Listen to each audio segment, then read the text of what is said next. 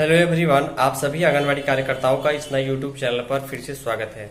एक बहुत ही महत्वपूर्ण जानकारी आप सभी सेविकाओं सहायिकाओं के पेमेंट के संबंध में, मानदेय के संबंध में, या फिर ये कहें कि नियुक्ति के समय आपकी उम्र क्या थी, इस हिसाब से अब आपका पेमेंट भी रोका जा सकता है। इसके निराकरण के संबंध में कुछ सेविकाओं सहायिकाओं के मामले पकड़ में आए हुए थे, जिसमें क्लियरली बताया गया है कि एक स्पेसिफिक ईयर के पहले 15 वर्ष और एक स्पेसिफिक ईयर के समय 18 वर्ष से कम उम्र के आंगनबाड़ी वर्कर्स का जो है फिर से डेट ऑफ बर्थ वेरिफिकेशन के लिए यहाँ पर नोटिफिकेशन जारी हुआ था। उस मामले का निराकरण किया गया है।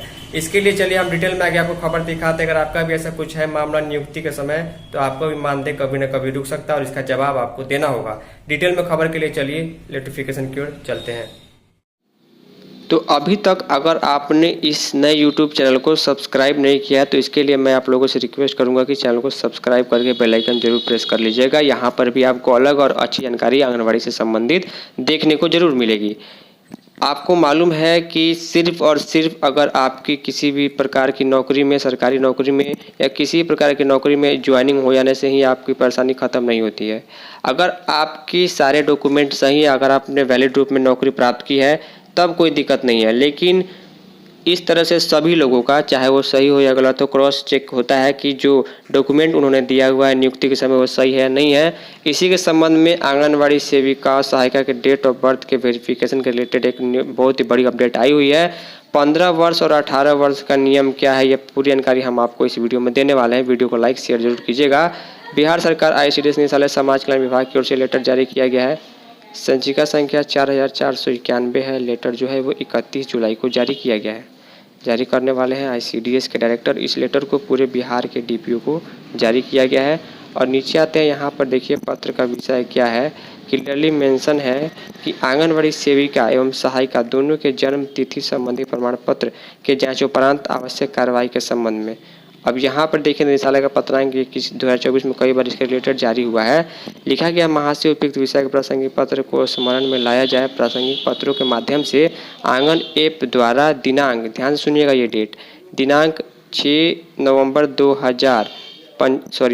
1995, ध्यान सुनिएगा, 6 नवंबर 1995 के पहले 15 वर्ष से कम एवं 6 नवंबर 1995 के बाद 18 वर्ष से कम आयु में चयनित आंगनबाड़ी सेविका सहायिकाओं को चिन्हित कर उनका मानदेय स्थगित करने के उपरांत आंगनबाड़ी सेविका सहायिका के आयु संबंधित त्रुटियुक्त डाटा की जांच कर निराकरण किया जाना था। यानी कि अगर आपकी बहाली 6 नवंबर 1995 से पहले हुई है, तो उस समय आपकी उम्र 15 वर्ष से कम नहीं होनी चाहिए थी। अगर आपकी बहाली 6 नवंबर 1995 के बाद हुई है, तो उस समय आपकी उम्र 18 वर्ष से कम नहीं होनी चाहिए थी। ये दोनों डेट को आप ध्यान रखिएगा, कट ऑफ डेट है। लिखा गया बहाली तो हो गई, लेकिन उसके बाद जो है बार बार आपका डॉक्यूमेंट मैट्रिक का या कोई लिया जाता है, इसमें सारी चीज़ें भी रीवेरिफिकेशन की जाती है। लिखा गया रीवेरिफिकेशन में 94, वर्तमान में 94 सेविका और 284 सहायिका जिनकी आयु चयन के समय 15 वर्ष या 18 वर्ष से भी कम थी, उन्हें नोटिस निर्गत कर अपना पक्ष रखते हुए निदेशालय का पत्रांक इतना दिनांक 18 जुलाई 2024 को विधिसम्मत कार्रवाई किया जाना था। लिखा गया था, उक्त के आलोक में निर्देशित किया जाता है कि जिन आंगनबाड़ी सेविका एवं सहायिका का चयन के समय उम्र संबंधित विवरण की त्रुटि निराकरण किया जा चुका है, उनकी अनुपस्थिति विवरणी आंगन ऐप पर अपलोड करना सुनिश्चित करें। यानी ध्यान से सुनिए, कई लोग कमेंट करते हैं कि हमारा मानदेय पिछले 6 महीने से नहीं आ रहा, 1 साल से नहीं आ रहा, मानदेय आखिर क्यों रोका गया है।